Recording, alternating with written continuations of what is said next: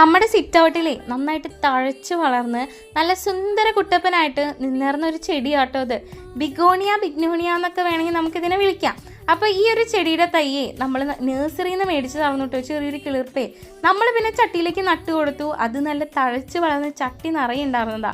ഇപ്പോഴത്തെ ഇതിൻ്റെ അവസ്ഥ കണ്ടോ, ഭയങ്കരമായിട്ട് ശോഷിച്ചു പോയല്ലേ, തളർന്നിരിക്കുവാണല്ലേ, എന്താണെന്നറിയില്ല കേട്ടോ. അപ്പം നമ്മൾ കരുതി ഇതിനൊന്ന് റീപ്പോർട്ട് ചെയ്ത് കൊടുക്കാന്നിട്ടോ. ഇതിങ്ങനെ നിന്നാൽ മൊത്തത്തിൽ പോട്ടോ. അപ്പോൾ അതുകൊണ്ട് നമുക്ക് റീപ്പോർട്ട് ചെയ്ത് കൊടുക്കാം അല്ലേ. അപ്പോൾ ഈ മണ്ണിനൊക്കെ അത്യാവശ്യം നല്ല ഈർപ്പൊക്കെ ഉണ്ട് കേട്ടോ. ഇനിയിപ്പോൾ വെയിൽ കൂടിയതിൻ്റെ ആണോ എന്നൊരു പിടുത്തില്ല കേട്ടോ. ഭയങ്കര വെയിലല്ലേ ഇപ്പോൾ, നമുക്ക് തന്നെ സഹിക്കാൻ പറ്റുന്നില്ലല്ലേ. അപ്പോൾ ചെടികളുടെ കാര്യം ഒന്നും പറയാനില്ല. അപ്പോൾ നമ്മൾ റീപ്പോർട്ട് ചെയ്യുന്നതിൻ്റെ ഇടയ്ക്കുള്ള ഇതിൻ്റെ ഉണ്ടല്ലോ 3-4 ഇലയൊക്കെ ഒടിഞ്ഞു പോയിട്ടുണ്ട് കേട്ടോ. ആകെ 2-3 ഇല ഉണ്ടായുള്ളൂ, അതാണ് എൻ്റെ കൈ കൊണ്ട് ഒടിഞ്ഞു പോയി എന്നൊക്കെ. അപ്പോൾ നമ്മൾ റീപ്പോർട്ട് ചെയ്ത് കൊടുത്തിട്ടുണ്ട് കേട്ടോ. ഇതിൻ്റെ തൈകൾ എങ്ങനെയാണ് വന്നതെന്ന് വലിയ പിടുത്തില്ല കേട്ടോ.